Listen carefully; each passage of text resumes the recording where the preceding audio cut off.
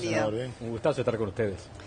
Senador, bueno, para poner en contexto, ayer se llevó adelante la reunión con el presidente Tabaré Vázquez y distintos miembros de la oposición, aunque faltaron algunos líderes, ¿verdad?, tanto del Partido Nacional como del Partido Colorado. Y la idea, en definitiva, era poder buscar consensos en materia de seguridad. ¿Qué conclusiones saca entonces de la reunión llevada a cabo en la jornada de ayer? Nuestro objetivo como integrantes del Partido Nacional es que haya un cambio radical de rumbo en las políticas de seguridad. ¿Por qué? Porque fracasaron. Porque en Uruguay impera todos los días una situación que es dramática. Ustedes empiezan el programa ahora, 9 de la mañana y terminan a las 10. ¿Se explicó? 8:30, 11. 11. Empiezan a las 9 y terminan a las 11. 2 horas. En esas 2 horas entre que ustedes dijeron buen día aquí y dicen hasta mañana, en esas 2 horas en Uruguay hubo 4 rapiñas, más de 4 rapiñas, casi 5 rapiñas. Quiere decir que hubo 5 uruguayos a quienes con un arma las violentaron para robar. En este tramito, es decir, por no hablar de otros delitos, hablo de uno de los más paradigmáticos. Entonces, esto pasa teniendo un gobierno que tiene todos los recursos económicos, todos, los que necesitó históricos en la materia de seguridad, mayorías legislativas, recursos materiales y aún así las políticas de seguridad llevaron a que en los últimos 6 años, donde está el ministro Bonomi a cargo, aumentaron 60% de rapiñas y tuvimos récords históricos de homicidios en Uruguay el año pasado. Entonces, nuestro objetivo es que haya un cambio de políticas ¿para qué? Para garantizar los derechos humanos en el Uruguay. Los derechos humanos, yo quiero señalarlo, son todos. Son los que se violan todos los días, los que se violaron hace muchos años en dictadura y que los que se violan en Uruguay en democracia. Porque cuando un uruguayo, un trabajador, una trabajadora, no vuelven a su casa íntegros, fueron violentados, un padre, una madre está con el Jesús en la boca esperando a sus hijos en la casa, o sus hijos son robados, le roban los championes, o el bus, o lo que fuere. Es decir, cualquiera de los ejemplos, ahí se están violando los derechos humanos. Ahora, señor, pero las víctimas sufren, y por lo tanto me parece que hay que parar con el recreo. Alguien tiene que poner límites y hacer ejercer la autoridad y hacer respetar la tranquilidad y la paz de los uruguayos. Ese es nuestro objetivo. ¿Es posible el cambio de política manteniendo a Bonomi como ministro del Interior? Federico, nosotros dijimos, cambiar las políticas con los mismos protagonistas es un poco complejo. ¿Por qué? Porque la persona, las políticas en definitiva las lleva a cabo personas, ¿no? El presidente dice, lo dijo antes y lo volvió a decir ayer, el equipo por el momento, creo que dijo por el momento, por ahora, creo que fue por el momento, lo voy a mantener. Entonces yo le pregunté, lo tenía sentado aquí donde está Cristian, el presidente, dije, mire presidente, ya lo escuchamos, sabemos, y es legítimo aparte, que usted mantenga su equipo, es decisión suya. Pero para que esta reunión y el diálogo sea sincero, tenemos que saber qué voluntad y que cambien las políticas. Porque si va a mantener a las personas y las políticas, no tiene sentido que perdamos el tiempo. El presidente nos respondió de que el solo hecho de que estuviéramos reunidos y que él hubiera convocado la reunión, significaba que había voluntad política para cambiar el rumbo. Bien, positivo. Yo digo, no es positivo que siga Bonomi, pero es positivo que haya un cambio de políticas. Ahora, agrego, ¿qué es un cambio de rumbo? Para que sea sincero y profundo. Que se adopten posiciones que hasta ahora no se adoptaron. Porque si cambiar de rumbo es hacer lo mismo que antes, no hay ningún cambio. Entonces el presidente tiene que adoptar, para que sea real esto, posiciones, propuestas, proyectos de la oposición que hasta el momento desechó. Ayer le presentamos desde el Partido Nacional, fuimos con el presidente y director, el senador Luis Alberto Heber y el senador Besosi, un documento con 10 capítulos y 29 proyectos de ley y propuestas, que van desde modificaciones a la ley penal de adultos, modificaciones de la ley penal del menor infractor o juvenil, modificaciones y aumento de penas en los delitos de narcotráfico, tema de violencia de género y abuso de menores con creación de registro de abusadores, violencia en el deporte, seguridad en el medio y en el ámbito rural, política penitenciaria, etcétera, etcétera. Varios, 10 capítulos, ¿no? Hay algunos que ya anunciaron el ministro los días antes que no estaban de acuerdo. Empezar un diálogo donde yo le dicen no te lo voy a llevar es difícil. Igual fuimos. Así que lo que esperamos es que en los próximos días el presidente diga, miren, estas propuestas que planteó la oposición, con las cuales no estábamos de acuerdo, como fracasamos en las nuestras, vamos a adoptarlas para tratar de cambiar. Ahora, y el presidente va a tener que también alinear a su bancada, porque hay propuestas que su bancada... Senador, no se las lleva. el propio ministro Bonomi dijo que gran parte del problema, más que los jueces, tienen que ver con las leyes. usted incluso integra la Comisión de Seguridad, ¿verdad?, en el Poder Legislativo. ¿Qué tan real es eso? Porque además cuando usted enumera las propuestas, muchas refieren a eso, ¿no?, a la parte legal. ¿Qué peso tiene la situación de las leyes hoy en la inseguridad y en las penas, sobre todo, que después... Comparto el análisis de que hay, que buena parte es la legislación, no toda. Hay decisiones administrativas y decisiones políticas, buena parte de la legislación, pero que lo diga yo, que pertenezco a un partido que es minoritario, porque por más que es el mayoritario de la oposición, es minoritario, es una cosa. Ahora, que el ministro del Interior diga que el problema de las leyes, perteneciendo a un partido que tiene más del 50% de los votos en el Parlamento, es medio inentendible. Si el problema de las leyes, ministro, cámbialas. ¿Qué pasa? Que muchas veces ha planteado, le doy dos ejemplos, ideas que su bancada no lo respalda. La internación compulsiva de las personas que están en la vía pública notoriamente afectadas por las drogas, su bancada no se la lleva.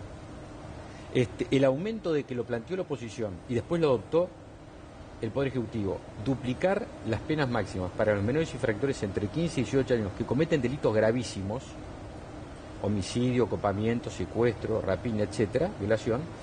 Nosotros lo propusimos, después lo adoptó el gobierno y su bancada no se lo llevó.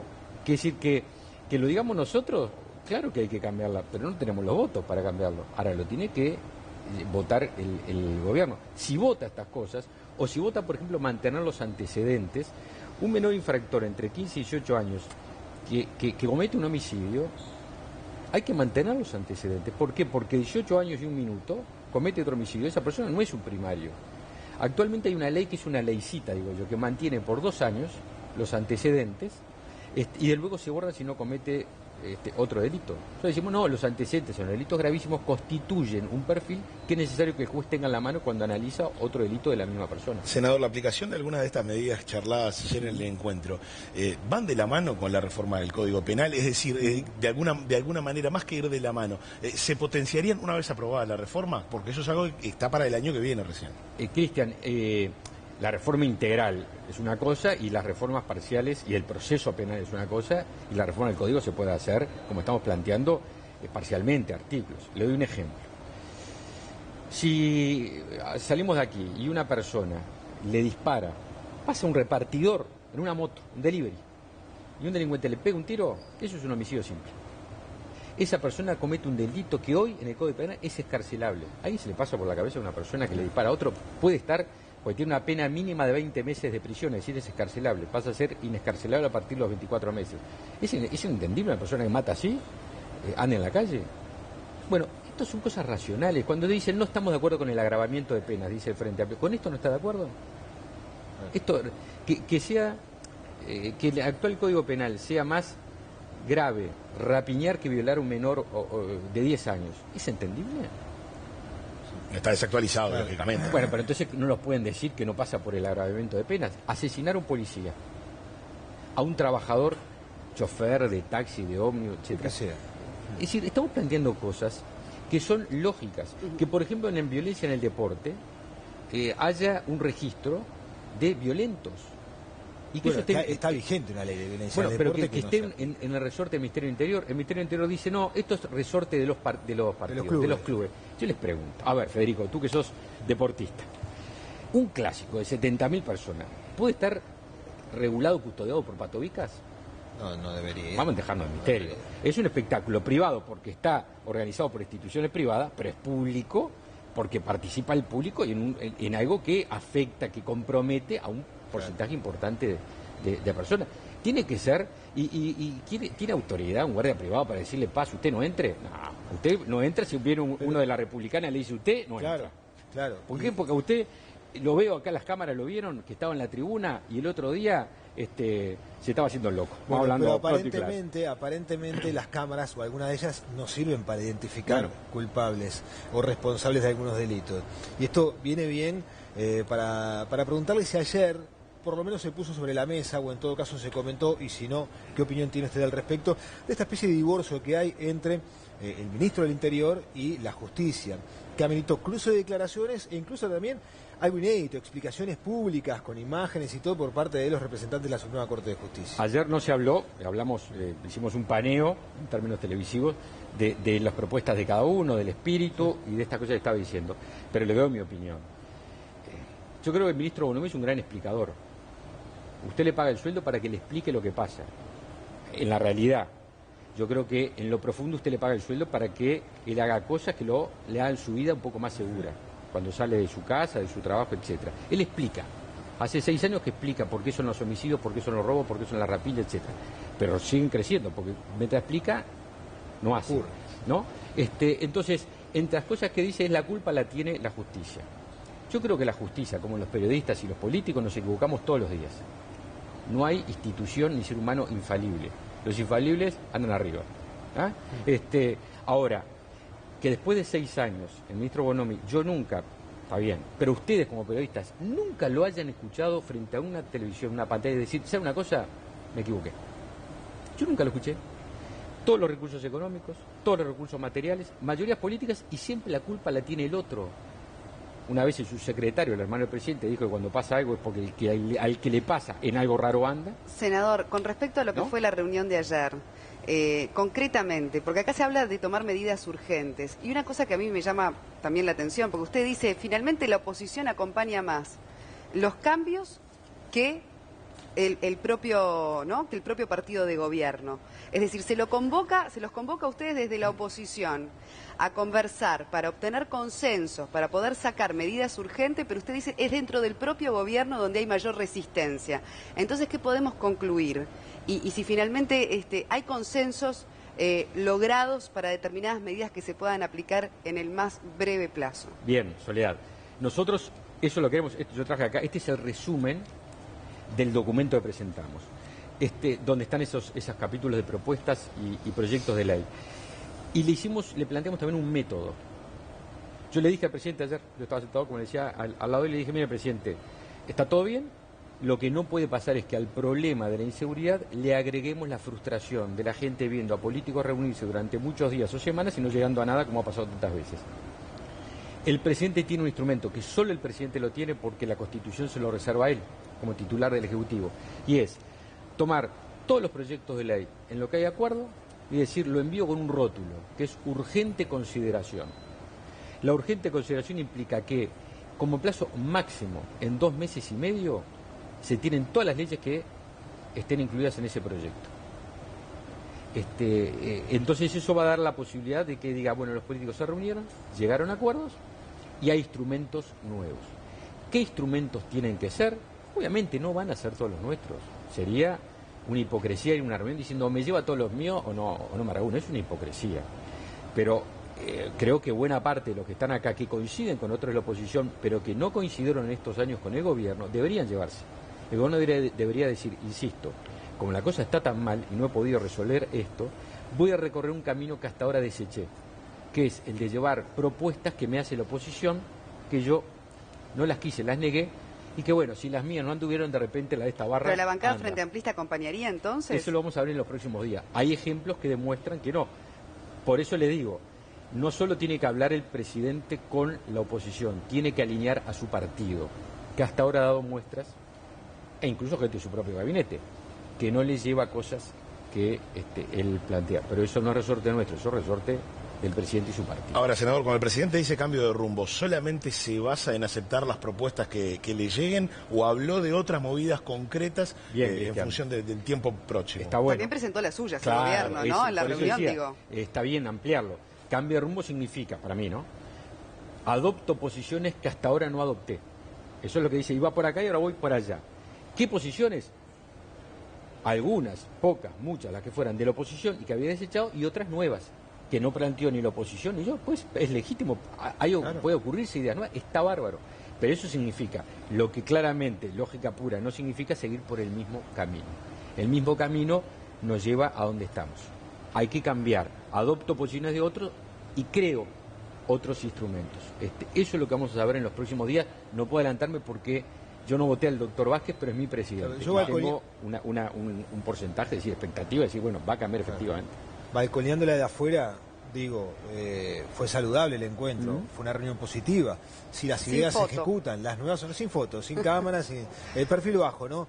¿No hubiese sido bueno que los líderes de la oposición también hubiesen participado? Digo, incluso hasta como mensaje para el resto de los uruguayos. A ver, ayer decía un diario que sale todas las mañanas muy cercano al gobierno que nunca estuvo planteado por el gobierno invitar a los líderes de la oposición. ¿No? Que decían fuentes cercanas del presidente, decía que le llamaba la atención la discusión que estaba dándose porque nunca estuvo en los planes del presidente invitar a la oposición. Para aparte, Federico. En Uruguay, todos tenemos los celulares de todos. Todos. Si yo quiero reunirme con usted, no le mando una paloma mensajera. Lo llamo y le digo, Federico, ¿tomamos un café? En Uruguay no mucho. Otros países son más complicados. Pero acá el que quiere hablar con otro, llama. Hasta ahora... O sea que no hubo una invitación formal, por ejemplo, a la calle Pou. No, para nada. Bien. Las invitaciones fueron, igual que la de la semana pasada, para el tema petróleo, dirigidas al presidente, en el caso del Partido Nacional, al presidente y el director del Partido Nacional, senador Luis Alberto Joder. Lo invito a usted y a los representantes que decida su partido. Así vino la invitación, no hubo ninguna. Pero el directorio podría entonces, digamos, invitar, por ejemplo, al senador a la calle Pou. Claro, y si el presidente quiere reunirse también puede hacerlo. No lo ha hecho. Senador, otra de las medidas que, bueno, son recientemente anunciadas por parte del gobierno tiene que ver con aumentar los efectivos policiales de tiempo completo, 1.000 efectivos para zona urbana metropolitana, el tema de quitar el dinero en efectivo de taxímetros. ¿Les parecen estas medidas concretamente un avance en lo que es a corto plazo? Porque Novik también, por ejemplo, planteaba la necesidad de la educación, que estamos todos de acuerdo, es fundamental, pero eso ya es a mediano o largo plazo. Claro, el documento nuestro, tendría que ponerme los lentes, ya se complica con el micrófono que tengo acá, pero el documento nuestro dice claramente que la situación de inseguridad que estamos viviendo se vive, primero porque hay una crisis de valores, segundo porque hay un fracaso de las políticas sociales y de las políticas educativas, y tercero porque hay la ausencia de una política de seguridad, no hay rumbo a las políticas de seguridad. Ayer dijo que fue por el narcotráfico. Por el aumento del narcotráfico. Está bien, es un componente muy importante, sin duda ninguna. Por eso que entre las propuestas del Partido Nacional está el agravamiento de, por ejemplo, para atacar a las bocas de pasta base, de los delitos de narcotráfico cuando se utiliza un hogar como lugar de expendio de drogas, una boca.